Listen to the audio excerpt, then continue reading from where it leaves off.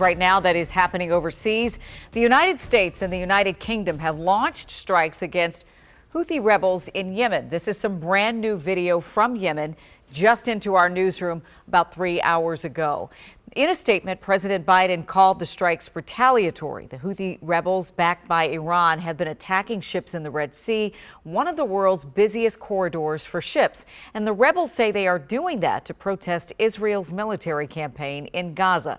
About 2 hours after news broke about those airstrikes, protesters headed for the White House, and if you listen closely, you can still hear them behind our Casey Nolan, who is live there now. And Casey, they're calling for an end to strikes like these.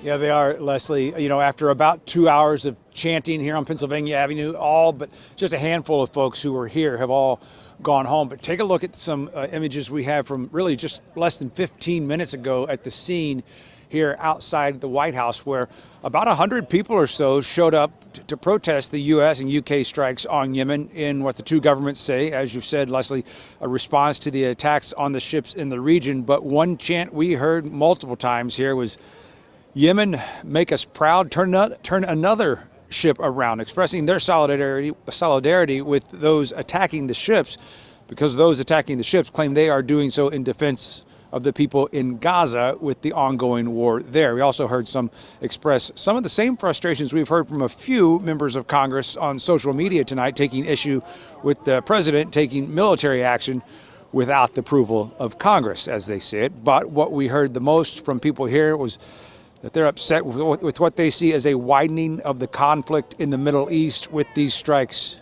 today.